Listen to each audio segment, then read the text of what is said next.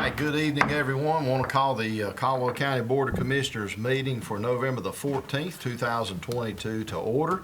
I'd like to welcome each one that's in attendance in our audience here this evening, as well as those who are now joining us by TV. Our first item is having our invocation, and we have Pastor Nikki Waters with Poovey's Chapel Baptist Church who will lead us in that. And we will follow that with our Pledge of Allegiance, and Commissioner Robbie Wilkie will lead us in that. So, Pastor. Okay, let's pray together.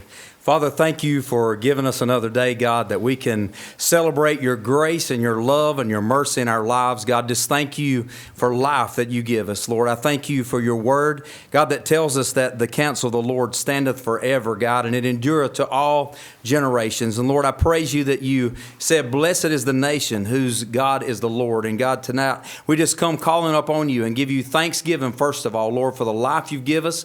God, for the place, Lord, where we live. God, thank you for Caldwell County, and Lord, your hand of blessing upon our lives, our residents, Lord, our businesses. God, we just want to thank you for our commissioners and God, the opportunities that we have, Lord, to serve in our community. And Lord, most of all, I want to thank you for dying on a cross for our sins, Lord, that we could trust in you as Savior and Lord and God, and understand that you come to give life and give it more abundantly. May you bless this meeting tonight to be directed by your hand, and God, may we all honor you in everything we do. In Jesus' name we pray. Amen. Amen. Please face the flag, salute, pledge. I pledge allegiance to the flag of the United States of America and to the republic for which it stands, one nation, under God, indivisible, with liberty and justice for all. All right, thank you, everyone. Are there any amendments to our agenda this evening? There are none proposed. All right, hearing that, what's the pleasure of the board in adopting our agenda this evening? Mr. Chair, I move that we accept this evening's agenda as the county manager presented. Any other discussion or comment? All in favor say aye. Aye. Any opposed? And that motion carries. I would like to make mention that Commissioner Branch is out of place tonight, and so he may listen to this at some point. But anyway, just want to let folks know there's nothing really wrong. He's just out enjoying some time with his family, I think. So anyway, with that, we will go into our first item, which is item for decision, and that is going to be presented by Richard Gilliland, our Animal Care Enforcement Director, who's coming and wants to talk to us about some animal care enforcement positions tonight. So welcome, Richard. Good afternoon, Chairman and Commissioners. As you mentioned there, the new shelter that we're building, hopefully it'll be done in the next month. Hopefully we can get inside. But with our new facility comes more room for more animals and more cats and dogs. So our current shelter is a 6,000 square foot facility. We currently have 24 dog kennels. 2 of those kennels are being used for feral cats. So we're really only using 22 dog kennels in our current shelter, and we have 23 cat condos for friendly cats that are adoptable.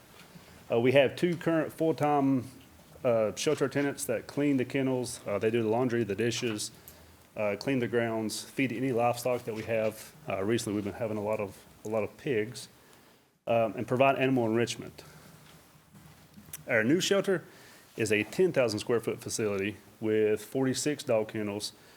And I put 40 to 50 cat condos. That's approximate because we had some changes with our cat condos, which is actually what's holding this up right now is the kennels being installed. So I'm not exactly 100% sure, but if my measurements are correct, we should have about 45 cat condos. That does not include the 4 cat rooms that we have where we can have several cats inside just free ranging. With a double amount of animal holding areas, the new shelter, we would need three shelter attendants cleaning that facility. We don't have a cleaning crew that comes in, so it's all hands on deck cleaning anyways. But with double the amount of space, or not double the amount of space, but double the amount of animals that we're going to be housing, it's definitely going to be needed. Here's just some rules from the administrative code that we have to follow. Enclosures and exercise areas for cats and dogs shall be properly cleaned a minimum of 2 times per day. That's law from the administrative code that we have to follow. So it's twice a day, all these kennels that we have to keep clean. Animals must be provided with humane interaction other than interaction for enclosure cleaning, same species social interaction, and the opportunity for play and exercise and enrichment daily. So we got to provide animals enrichment daily, allow them to have some type of activity, which with the new shelter, we have the big play yard, but we have to give each animal playtime, enrichment activities. And the enrichment must be documented daily on the animal's record. So that was something new from the September 1st change through the administrative code that we have to do.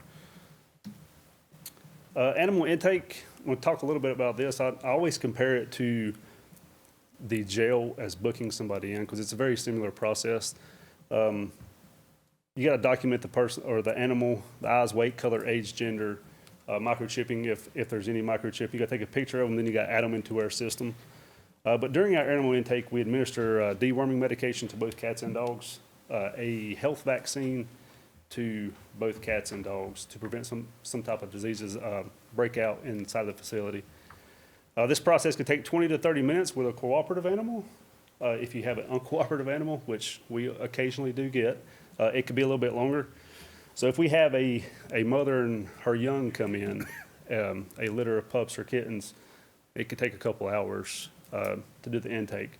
And right now, it's all hands on deck. If one of our enforcement officers brings a mom pup or a mama dog and her 8 pups in, they're doing that whole process.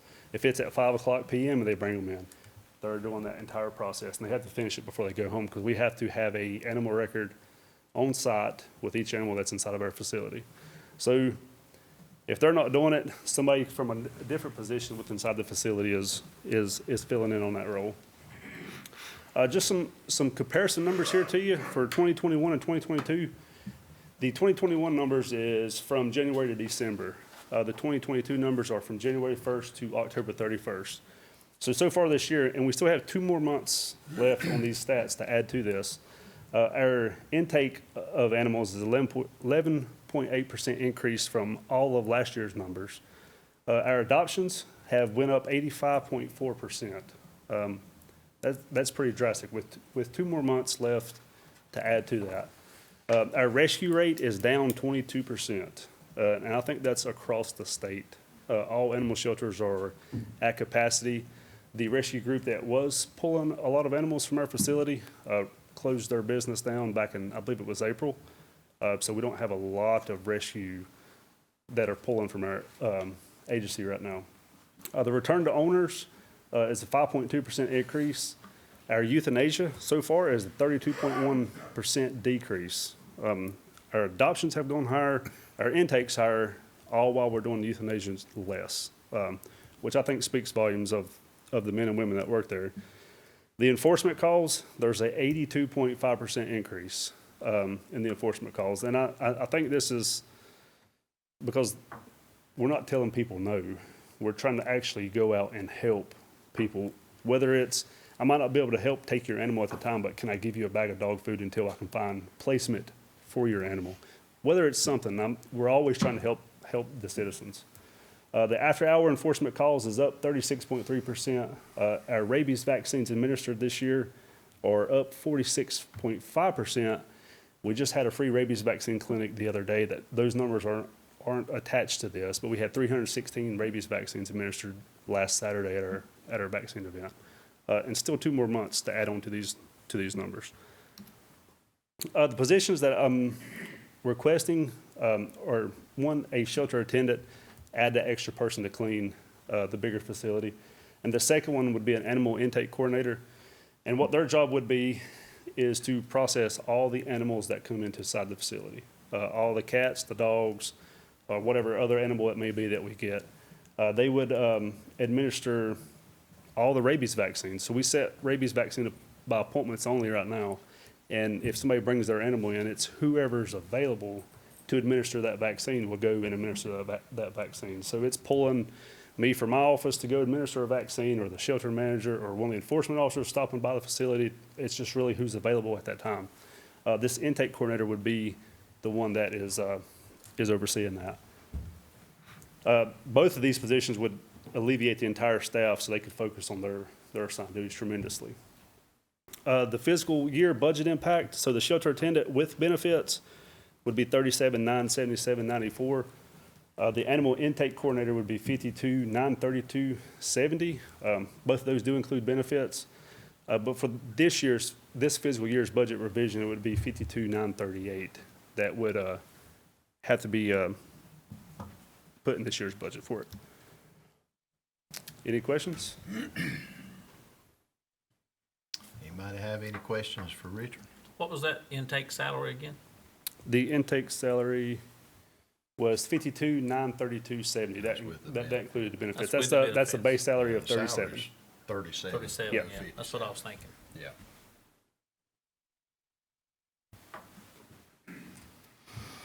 Anybody else? I just appreciate all the improvements that you've made and your team has made.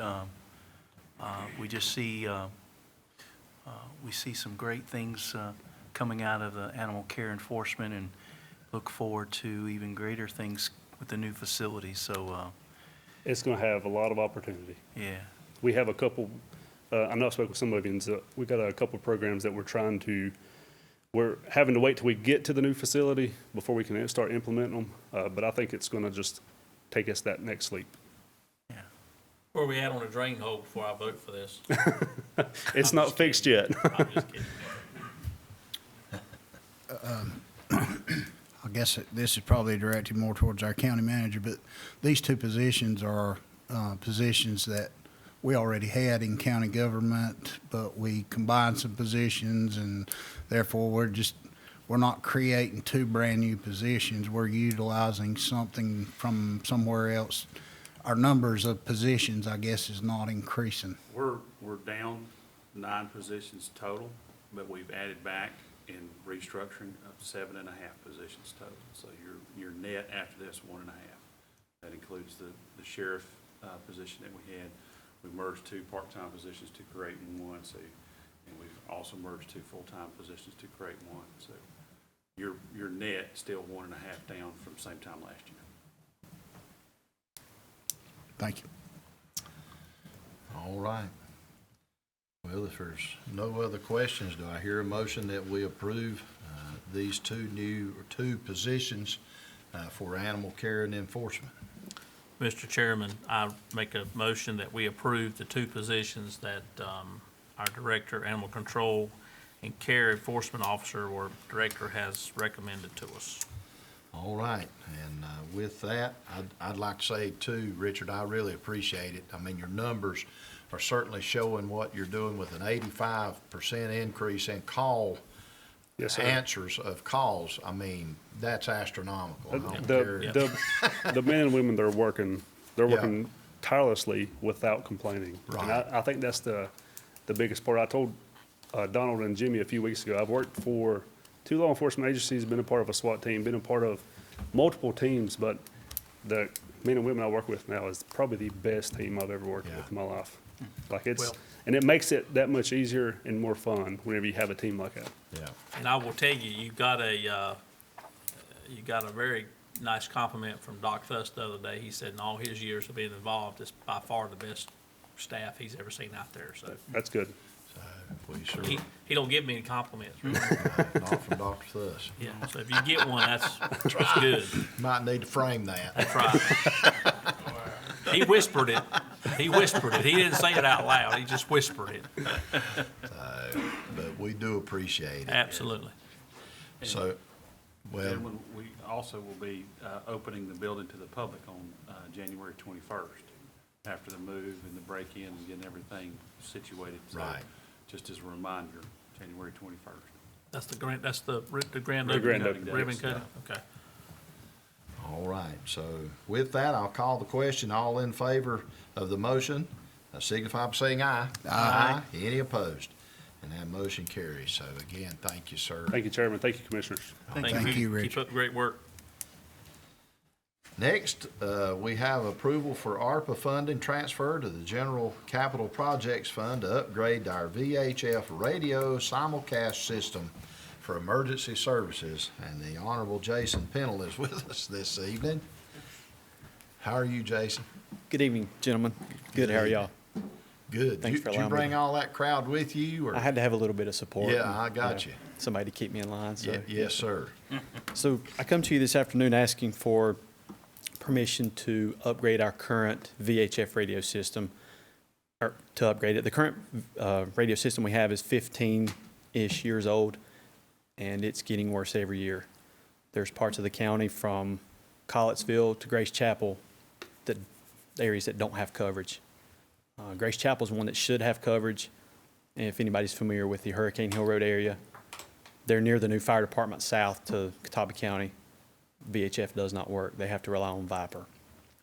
Same with the Buffalo area, Yadkin Valley and Collettsville, and Chairman Church can vouch for me there.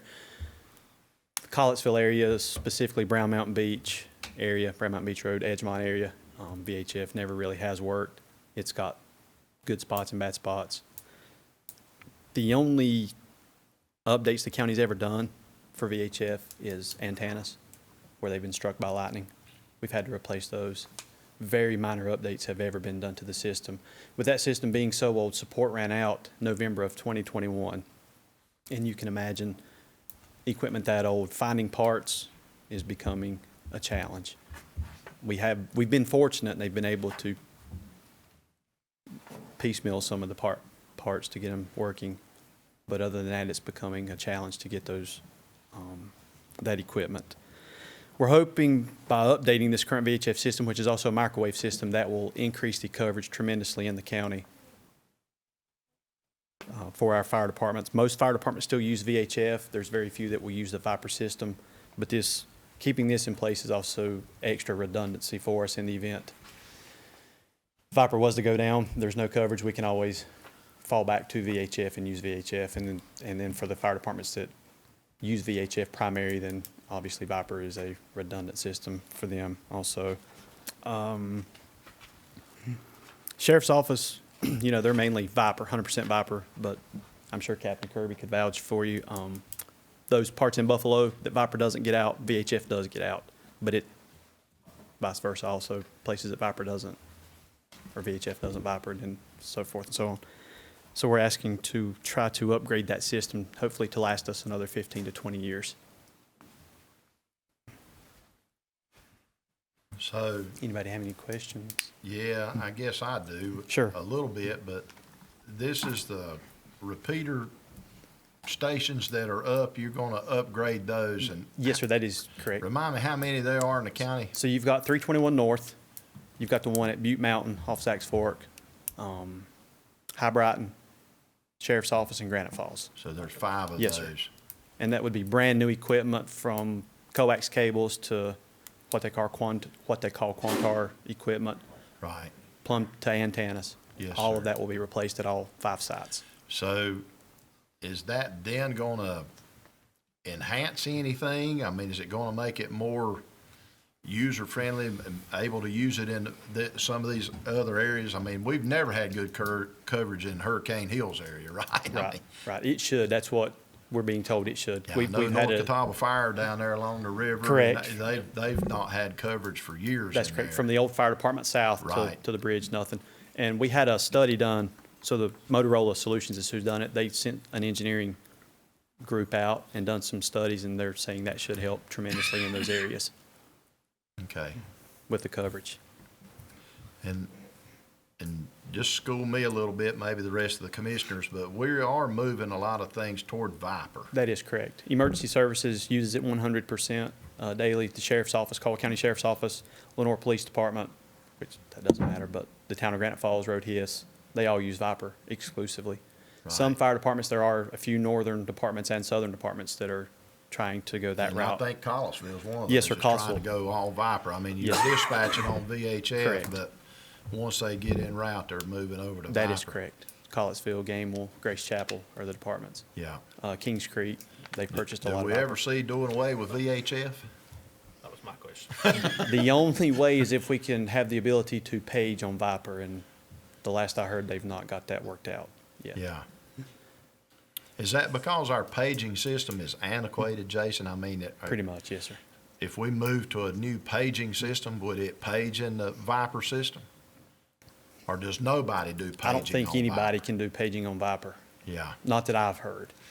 So the If it- paging for, The only paging you hear on Viper now is through a true patch, and is what Caldwell County does. It just doesn't activate tones on a Viper. Right. On the Viper side. You would hear the tone, but it doesn't activate on the so Viper that's a side. tone Oh, activation. you mean that's what I was gonna say, that's the Yeah. tone they put out Yes, sir. Yeah. to the pagers. So when Yes, the sir. pagers, the firefighters and EMS folks wear it, Okay. it gives you that alert. Yeah. So if you've got it, what they call tone alert, and you don't want to hear everything in the county, Right, your pager will alert and it'll let you know your department has a call. I got right. you. Yep. There's just not the function on So Viper that's side to not do even that. available.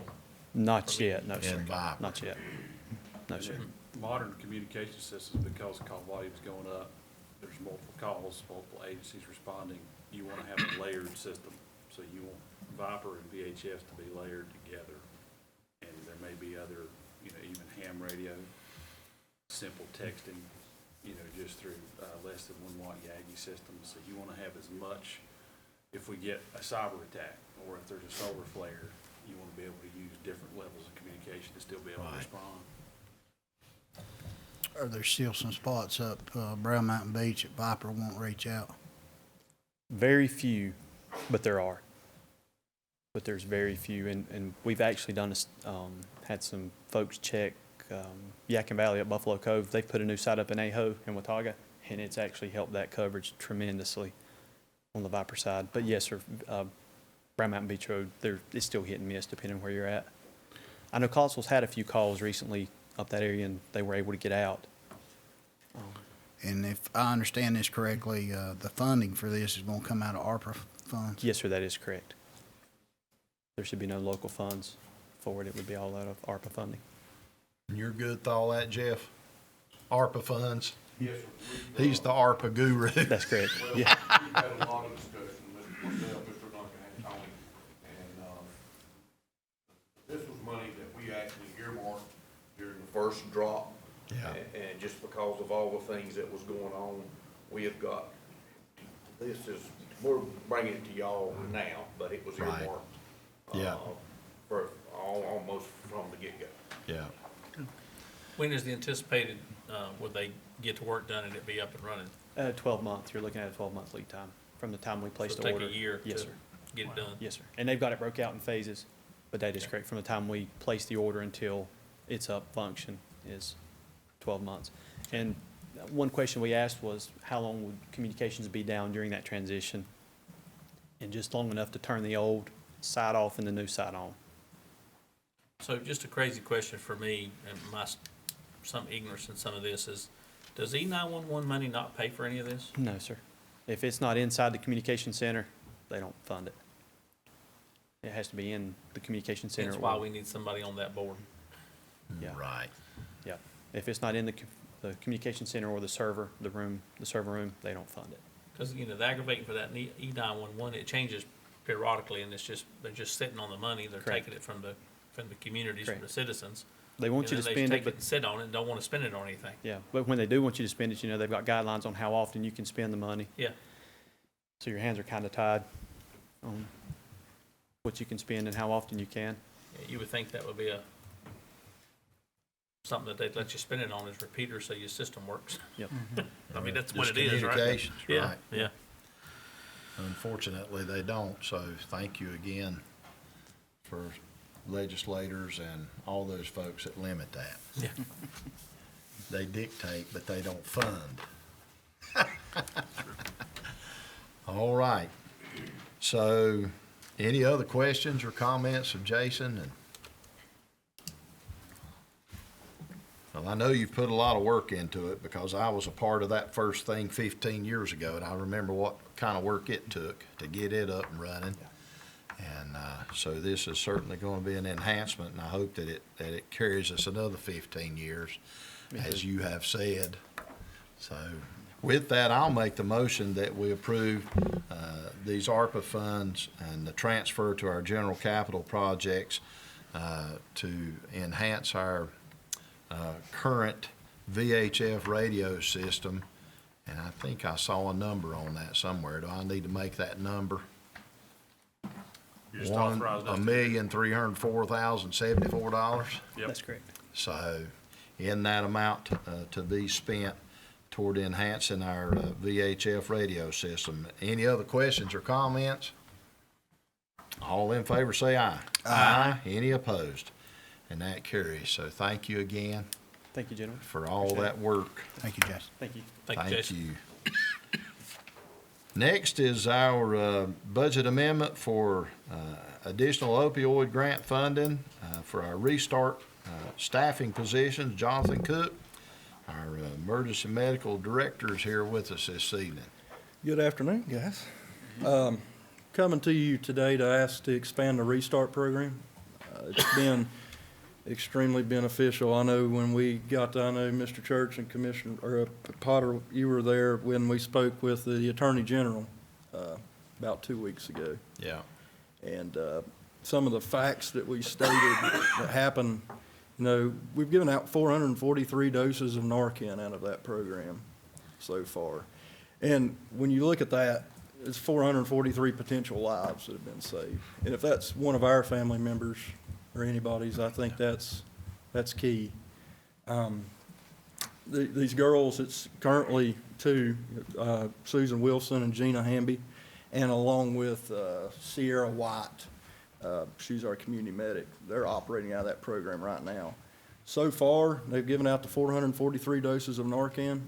They've actually started working really closely with the sheriff's office and the jail, making 23 referrals to rehab facilities once they get out. They've made 37 referrals to rehab facilities just from 911 overdose calls. And they've got 64 individuals they currently speak to all the time.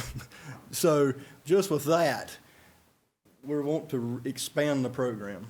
What we're looking at is developing just a coordinator that can always keep their eyes focused on the program. We'd like to have a deputy coordinator / a comprehensive support specialist that can do statistics. They can do overdose mapping to see if there's a certain area in the county that's worse than the other. They can distribute Narcan, and they can also do some peer support, a combination of one, all into one. We would like to have a peer support specialist. We'd name him a peer support 2, which would be our leader of the peer support. Another peer support specialist would fill in our peer support 1. We would like to have a community medic, with the overall outlook on that being to assist with medication-assisted treatment, which would be Suboxone. And we'd also like to incorporate a health social worker and a DSS social worker, which would work with like a liaison between the health department and the Restart program and DSS. Our Restart girls, they go and it looks like they're rolling downhill perfect with a patient, and then they sometimes they'll hit a snag with insurance. So this subject don't have insurance, so we hit a lull, so we have to wait for a while. So that's where that DSS would come in handy. Health department with WIC, any type of opioid addicted pregnant females that come in, they could come and get them into the program and get help. I do overall want to say, with us building this, I want to give a big thanks to a lot of people here. This has not just been one person that's done this. This has been a combination of about every department in Caldwell County. Between EMS, Anna Martin with the health department, Kim and Will out of DSS, Sheriff Jones and Captain Bailey, Captain Morrison have been huge helping with this. Mr. Duncan, Beth Brown, Jimmy Harrison, and Tony Helton. Of course, our Restart team and our community medics, and you guys as well have helped us as well. So I'm here to take any questions. Anybody have any questions? What are you asking for tonight? What positions tonight? I'd like to have our coordinator, our deputy coordinator, which would be the comprehensive support specialist, our peer support 2, peer support 1, our community medic is already there, our health and DSS liaison. And also, just to give you a little bit more background, is a couple of these positions could still be paid with the DOJ grant money that they're currently working on right now in the restart, until of June of 2023, or until that money would run out. So that's what we would use that for. Are we Essentially, using you're any of the? creating 3 new positions with the coordinator, the peer support specialist 1, and funding part of the DSS position. Some of that's reimbursed from the state, Yeah. and some of this would come out of these funds, but it would be somebody focused on rehabilitation of patients and casework. You already have 4 positions created, and the grant will start to pay for those as the DOJ grant runs out, or the settlement money will start to pay for that. Yeah, the opioid settlement money is what's gonna fund this. Yeah. Yes, sir. Pick it Yeah. up, yeah. Yeah, No, pick it up. no local money. No. Okay. Yeah, we wanted to make that clear. You started off with 2, we went to 4, and now we're gonna go with a team of 7, if we can fill the positions, obviously. So your deputy coordinator will be the one who's also tasked with the data? Yeah, Okay. that'll be data. And we learned that with speaking with other counties, and when we took our trip to Surrey County, we learned it's very important to keep statistics and start off with it, and to keep like a mapping program. I learned that through Buncombe County. You start learning when you start talking, start communicating. So we're trying to go ahead and task them with that responsibility offhand. And then kind of like a catch-all. Yeah. Narcan distribute. They can do peer support as well. So I know that the last time we had the peer support positions, we had a little trouble getting people to apply. Is there a plan to reach out to try to find, because for people who don't really understand, you're not in a peer support role, you can't hire just, you want somebody who's opposite of what you normally would hire. Yeah. You want somebody who's, who is a recovering addict and all those. Is there a plan to be able to reach out and get, find that person? Yeah, I feel like, with our talks and being more, and this is when I wanted to thank everybody, this is kind of what's been beneficial, is it's brought everybody, all these departments closer together, so we've communicated more. And just in our talks, we've heard, well, this individual might be really good for this individual might be really good for this. Like, I'm hearing names being thrown out, and I'm like, wow. So, like, right off the bat, I think we've got a good handful of candidates if we need them. Good. Well, I know when we went to Surrey County, we saw what they had, and Yeah. young lady was an addict and recovered, and, she was, that's what you want. Yeah, You and want that's, that person that can get on their level and talk, we don't, so I just hope you have a plan to get the right people. and it gives somebody a good second chance. Yep, yep. So you feel good with the team of 7? Is this what's gonna set us? I do. I feel confident with the team of 7 right now. Okay. Just for comparison, Surrey County was adding their 12th position when we were there, and they're a county almost half our size. Yep. And And none of this this is- was funded through the opioid settlement. They did it all in-house because it was so bad. 7 is not gonna be the end of it, Mike, I can tell you that, Yeah, it's not. unfortunately. This is a really good starting point. But I think that from us as, as commission board, the opioid money is gonna help us, right? But that's not gonna be the end all. no, this isn't going to save everybody. When we're averaging 3 to 4 overdoses in a 24-hour shift, and sometimes we have spikes up to 10 a day or more, it's not going to. And I think, you and I have talked a lot, the key here is you can't wait for them to come to us. We've got to go to them. You got to. We have to. And having the additional staff will help us to go to them and be where they are, versus, it does no good for us to walk out and hand them a card and say, hey, if you need us, call us. Yeah. Okay, that's not, we've proven time and time and time again, that don't work. No, you got to be aggressive. You gotta be aggressive. And it takes staff to do that, so. All right. Any Mr. other? Go ahead. Mr. Chairman, I make a motion that we approve the budget amendment for emergency services for the additional opioid positions, for restart and expanding that. Any other comments or discussion? And we could talk about it a great deal, but All night. we certainly do appreciate and we recognize the need, and we appreciate our staff being willing to meet that need. I will add one thing you may not remember, but we're also talking to a contract support agency that specializes in this, that would help us with the counseling. Right. And so that is also provided for in this budget. So if we're working on a letter of agreement with them right now. I would hope to have it tonight, but we didn't get the final changes till over the weekend. So at the December meeting, you'll have that to approve as well. Still the same company. I can't never remember the name of it. Group Resources Yeah, Therapy. Group Resource, yeah. GRT. And are they still, we're still hopeful they'll be here in January? Okay. Still planning on putting them at the health department for now? Yes, sir. Okay. They'll have an exam room. Okay. Very well. So with the motion and any other discussion or question, hearing none, I'll call the question. All in favor, say aye. Aye. Any opposed? And that motion carries unanimously. So thank you, sir. Thank you, John. Thank you. Next, we have our tax administrator, Josh Angle, with us for discussion on contract with Nearmap to upgrade our county GIS services. Good afternoon. Good afternoon. I guess the easiest presentations are the ones you do not have to present. Yeah. Yeah. So we have Nearmap over here, and I'll introduce you guys real quick. This is AJ Grieve over here on your right, and Regan Bushnell on your left. They told me about a George Ruiz. Is he present or? Do we have audio? Nope. They're waving There he at is. us. There he is. Spoke it into existence. We can't hear you guys. No audio. I think they're all three muted. Can you guys hear us? Oh, yeah. Now There we we got go. you. Thank you. Okay, good. Our audio's kind of coming in and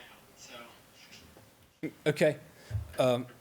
Real quickly, I'll just state that this is kind of a project that I think sells itself, and so I'll go ahead and turn it over to them and let them try to fill in the blanks, and then I'll try to cover the bases.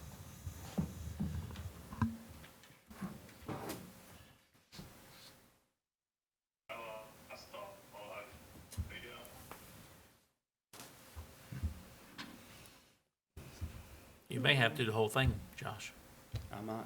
because I can't hear 'em. We can't hear 'em. Can you hear us now? Yeah, I got Yes. that one. Yes, go ahead. Yes. So this is what we'll do. AJ's gonna share the screen and he's gonna start talking. Josh, if we lose him, you're gonna talk to him. Good luck. All right, thank you guys so much for your time today. Again, my name's AJ Grieve, joining me, Regan and George. I'm gonna share my screen real quick and just hopefully let me know when you can see it. We got it. So one thing, when we were listening, we heard that there's a new building being put up for the animal control side. And I just wanted to show you the capture that we have of that building. Right now, you're looking on the left-hand side, Sunday, February 6th of 2022, and then also Thursday on the right-hand side, January 28th of 2021. So you can see the progress that's being just done on this building. We thought that was pretty interesting as far as seeing it, where it's coming in, and you're looking at a panoramic view right now. I will go into us as a Nearmap. So right now, Nearmap we proactively fly around, I would say, 80 to 90% of the U.S. population. And we're basically Netflix for imagery. We're investing in our cameras and our planes up front, so then we can have conversations with many verticals at that point.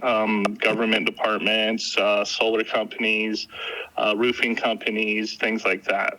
And then we can have conversation giving you access to the imagery.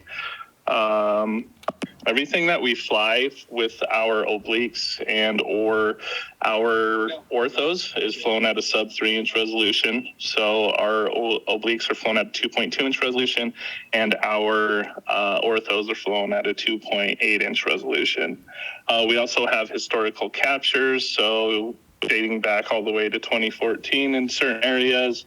And we have a really good way to get the imagery in your hands. I'm not sure. Well, the conversations we've had is, let's say if we fly a certain part of your county in February, the beginning of it, you would actually have access to that imagery. Our orthos around 10 business days, and then also our obliques around the same time frame, maybe up to 14 days at that point. And then we have other products. We have the 3D viewer, 3D exports, and AI data. Some of the most popular AI data sets that we do are building footprints to show growth in certain areas. What I was kind of showing you with the new animal control building, seeing how in 2018 it was just a bunch of trees, and now it's almost done with that construction. And our cameras through machine learning can actually provide data sets so you can see where construction's happening at that point. And then we also can integrate into ArcGIS. We're ArcGIS and Esri Gold partners. So how most government entities at that point are using our imagery is they're bringing us into a base map and then doing the data sets on top of it. But we can also integrate into CAD systems, one of them being Bentley, and it's a seamless, smooth integration at that point, hopefully. And then the next slide I want to show you is what we're currently covering of your area. So this county, or the blue portion, is being covered proactively. And then I believe we have a full county flight coming up in 2023, in the springtime of 2023. And then right here, I'm comparing what you're currently using. So Caldwell County imagery from 2018 versus the near map imagery of 2022.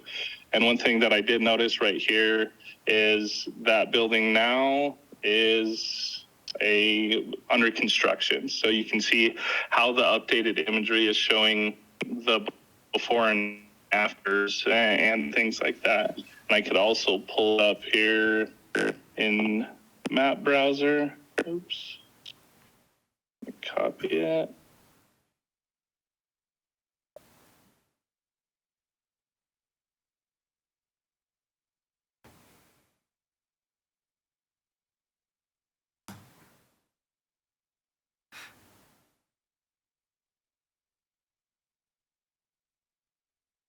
Let that load.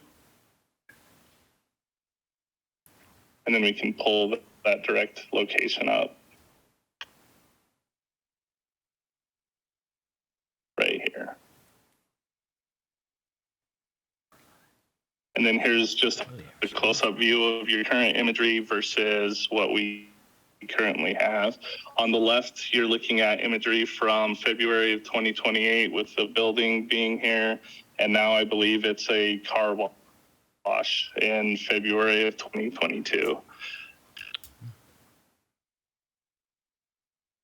And then here's going to show that building with the capture program that we have. In 2021, it's there. In 2022, it's not. We're just showing a play-by-play. That's where Dario. And then oh, do you have a question? No, just a comment. They were saying that there's a building there that just opened this week. Oh, nice. And we'll be capturing there again in January, February timeframe, so we'll have an update there. This one, I think, is the Popeyes, right? Correct. Yes. We'll remember the Popeyes. Mm-hmm. Mm-hmm. And then we also have a impact response program that during a hurricane, tornado, wildfire, we tried to get out and capture that as long as the skies are clear as soon as possible and get the imagery into your hands as soon as possible as well. I think we did an average calculation, and usually you have access to the imagery about 1.5 days after an event has happened. So anything like a hurricane, tornado, or a wildfire. We were able to capture Hurricane Ian and also some one that I actually drove by. I was on a vacation with my family, the Laguna fires out in California. We AJ, will you go to slide 4 real quick and just make it a little bigger? Yes, sir. So I just want to highlight this point real quick. We'll look at the impact response and some of the stuff we're capturing there in just a second. But one of the main reasons we've been talking with Dustin is because we're capturing this area proactively already every single year.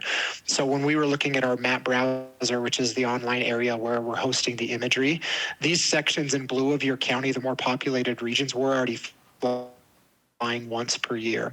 So there's some good things with that. If you're used to getting imagery on a 4-year cycle, in the more populated regions, you'll get something every single year.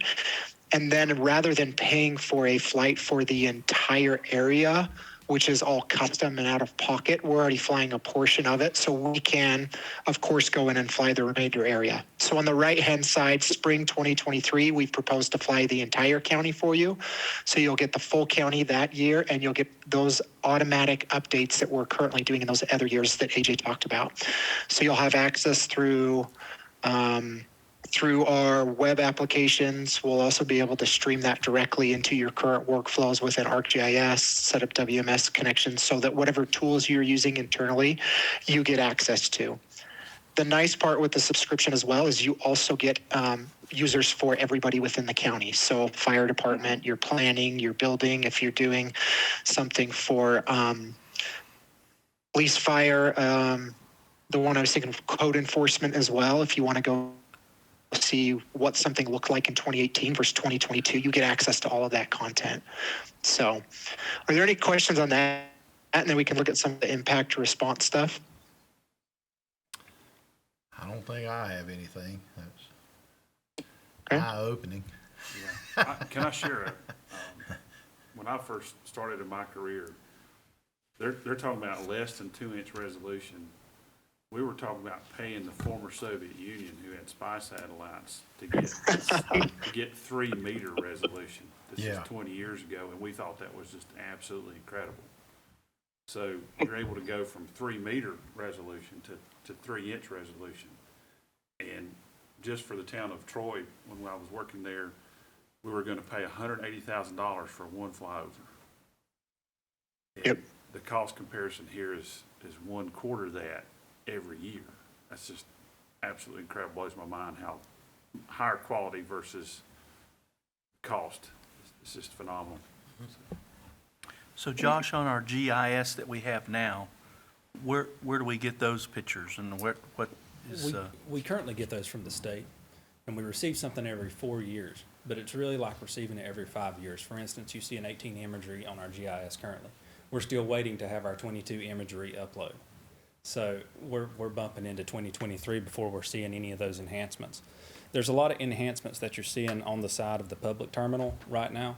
There's a lot of enhancements in office as well. And I'll give you an example. And Captain Kirby's actually here and came for a presentation on it.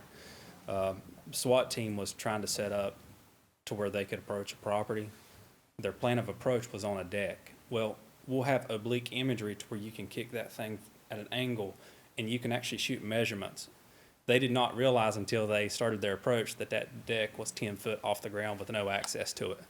So you've got a lot of things like that that could work into a safety measure for our current staff. So there are some enhancements on the employee side as well. I can see this being active for the fire service too. Mm-hmm. Very much quickly. So. Yes, sir. Pre-planning the structures, wildland events. Well, and/or response. Yep. I mean, if you could pull up an overhead view of a complex, enhanced vision, that, I mean, good grief. Yes, sir. How remarkable that would be. And the neat thing is most of our populated area has already been flown on an annual, and so there's a backlog of that we will receive immediately if we need to compare previous years with things. How close can they zoom into a property like that? Can it get right on top of it? AJ, can you show us some oblique and just general stuff that you guys can do? Yeah. Maybe, get So we're zooming. Make that larger, AJ. It's only showing. There you go. So here's the new animal control building. And as you can see right here, we can zoom in to see windows, joists, and trusses. Switch it to vertical and show them the number of captures that we have. We talked about historical.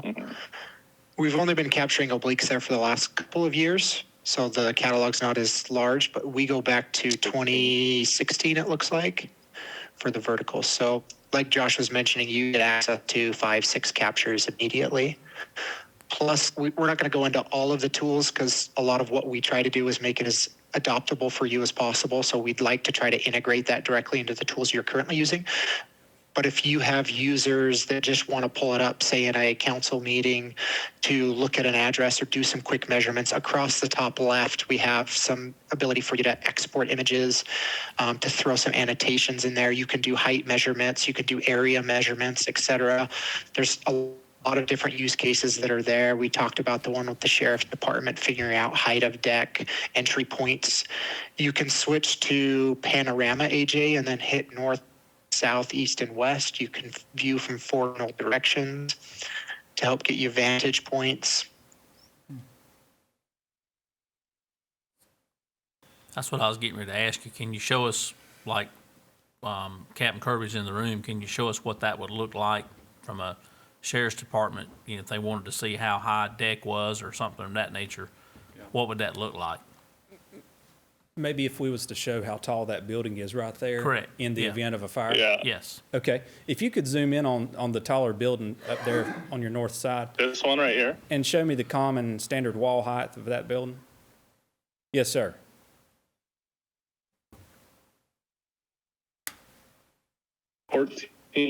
Better switch that to. Zoom in a little bit more. See. Should grab the points. Yeah, that's pretty close. So it's showing around 48 feet. Switch back to, you switch to panorama. Switch back to oblique. Yeah.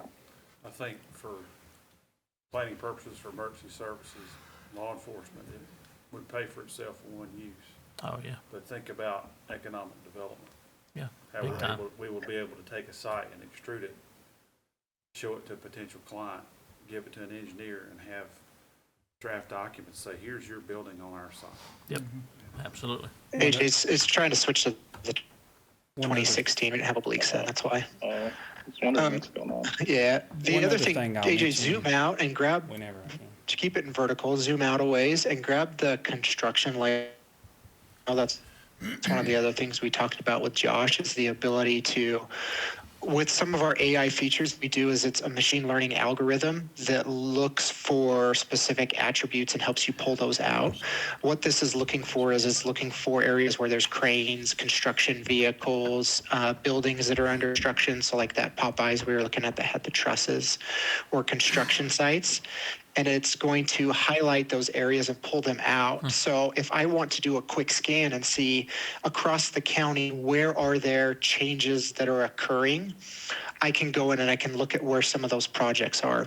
Helpful not only for like planning departments to see development that's going on, but also if you're doing, what's the term, looking at permits to see what's being pulled, et cetera. You can help track some change. So find one of those areas and go to one of them and then turn the background down so you can actually see what we're looking at here. And you can see this one because there's overturned dirt in the area and it looks like there's some construction vehicles. Maybe it's a construction yard or something there. Disturb layers. What was that? That's the industrial part. Yeah, Oh, it's GBS. it's JBS under construction. Gotcha. Yep. Anybody else right here using this? I talked with AJ. We're definitely not a guinea pig for North Carolina. They've got the city of Charlotte. AJ, do you have a list of where all you guys are in North Carolina? I think the closest to us Yeah, is I just Hardin. actually pulled that up. It's not that important. So Durham Answer my County, there's stormwater and utilities department, the Charlotte Douglas International Airport, Burlington and Concord, the town of Cary, town of Apex, Mecklenburg, town of Chapel Hill, just to name a few. We need to get some counties around us.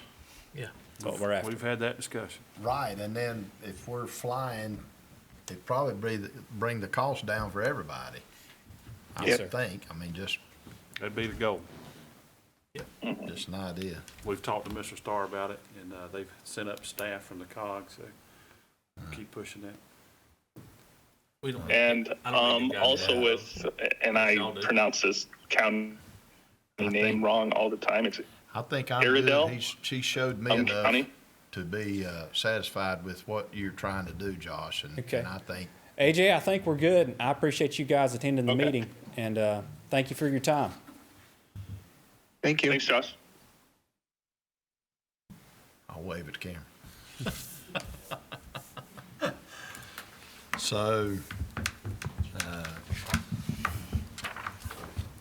I'm looking at a cost of $203,000, but is that for 4 years? So it's be an average of 50 grand a year. Roughly. Yes, Yeah. sir. I got you. Yeah. Yeah, I see that now. 50,883 is the budget amendment you're asking for. So do I hear a motion that we approve this budget amendment for GIS property map system? Mr. Chairman, I'll make a motion that we approve the budget amendment. Any other comment or discussion? All in favor say aye. Aye.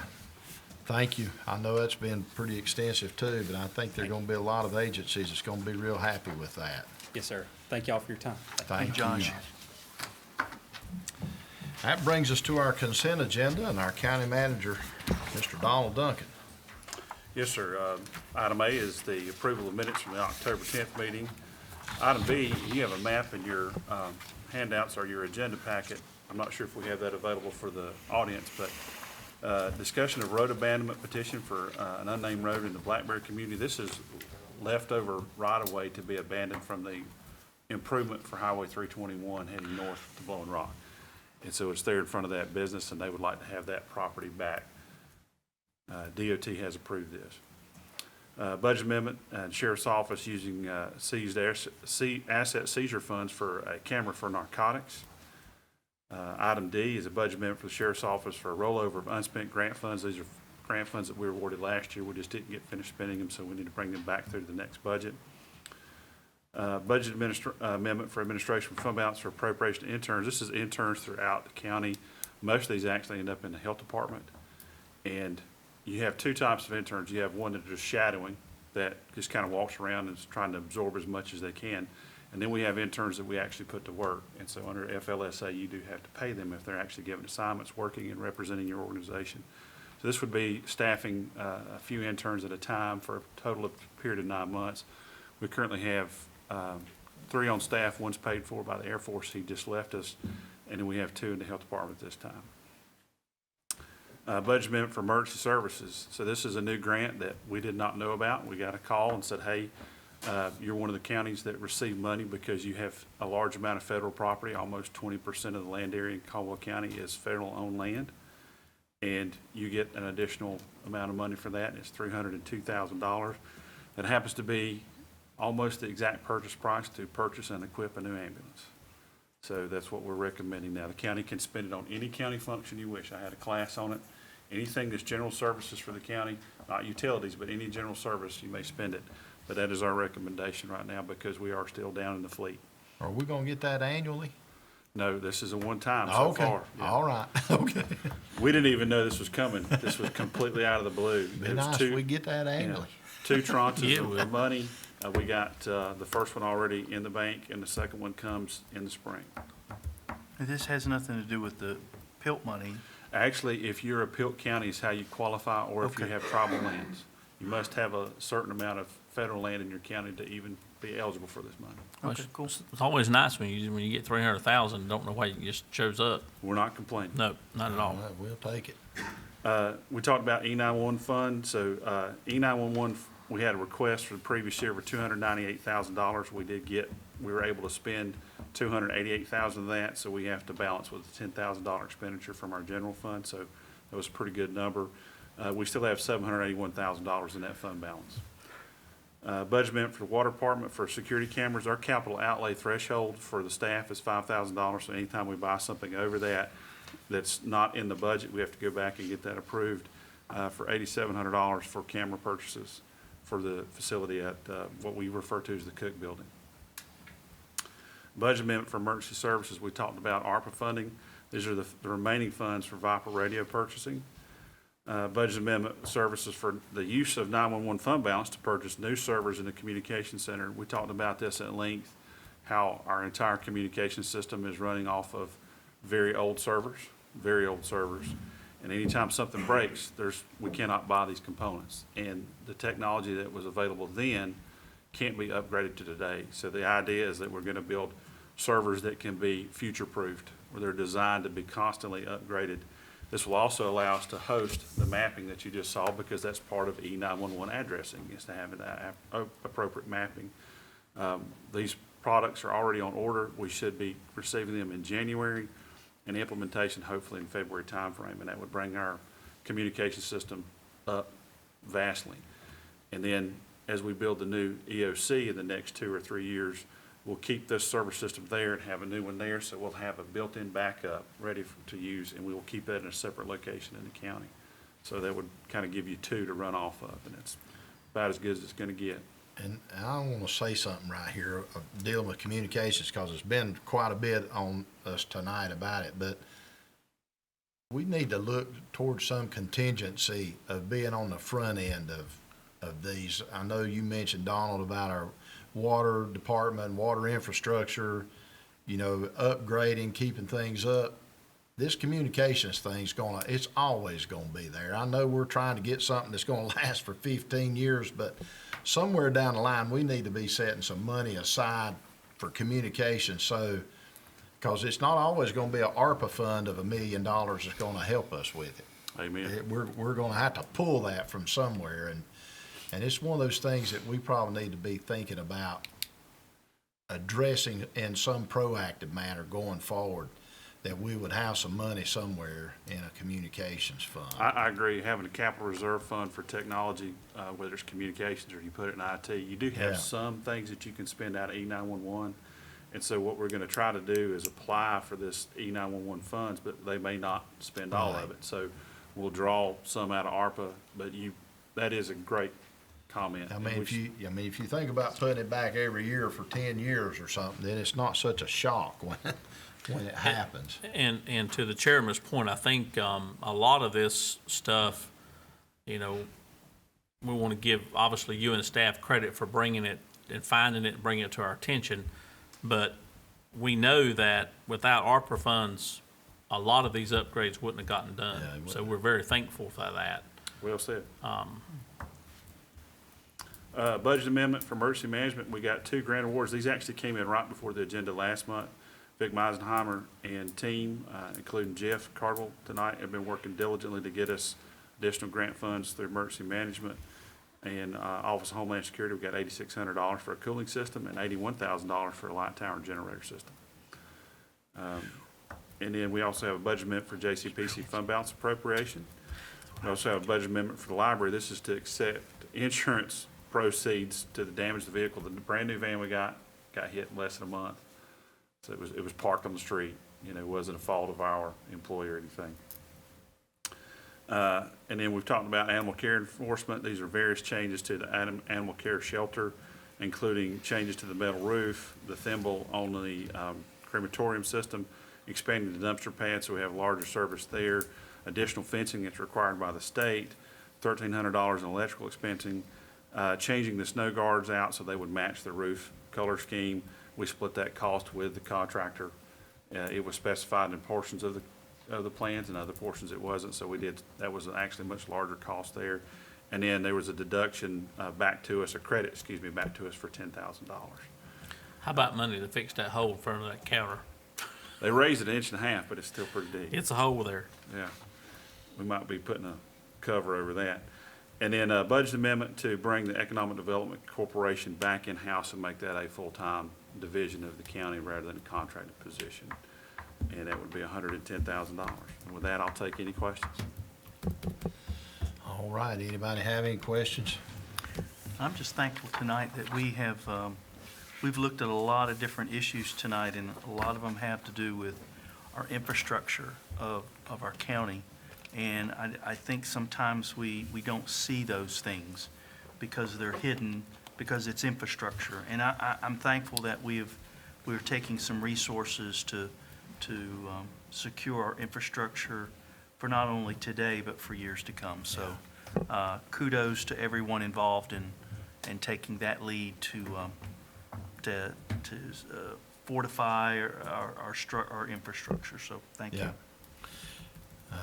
I'll just tap into that and say that it might behoove us sometime to have a report from Brian Davis about how many buildings and things we got in Caldwell County. People have no clue how many buildings that we're taking care of and meeting those infrastructure needs. So We have a large footprint, yes, sir. it's a large footprint, and sometimes I think we forget about how large it is because we're confined to this room and this building. We don't think about all those other things going on. So anyway. And while we're talking about infrastructure, and we're blessed with Paige this evening, where are we at on our website? Uh-oh. Well, you didn't have to get up. You're gonna pick on her? She's gonna come hit you with that thing. We just want to see her new jewelry. Eric, because he wants people to come to the podium. We just so- want to see her new jewelry, that's all. Yeah. Hopefully, we will roll out our new website the 1st of December. We also, as Eric mentioned before the meeting, we do have a room full of equipment behind you. Your next commissioners' meeting should be broadcast with new equipment. Awesome. Fantastic, thank you. Thank you for that brief report. All right, so here in the consent agenda items, do I hear a motion that we adopt this evening's consent agenda as has been presented? Mr. Chair, I move that we accept this evening's consent agenda as the county manager has presented. Any other comment or discussion? All in favor say aye. Aye. Any opposed? And that carries unanimously. And our last item is we're going to enter into a closed session, so I'll make the motion to enter into a closed session pursuant to General Statute 143-318.11A6 to consider the qualifications, competence, performance, character, fitness, conditions of appointment, or conditions of initial employment of an individual public officer or employee or prospective public officer or employee, or to hear or investigate a complaint, charge, or grievance by or against an individual public office or employee with the county attorney, county manager, deputy county manager, county clerk, human resource director, waste management educator, and soil and water conservation board. So with that motion, any questions or comments? We don't expect any decisions out of that. It's just a motion and a closed session to have a discussion specifically with our Soil and Water Conservation Board. So all in favor say aye. Aye. Any opposed? So we will enter into closed session. Thank you everyone for being here this evening, and thank you for those who have joined us by TV, and we hope you have a good evening. Thank you.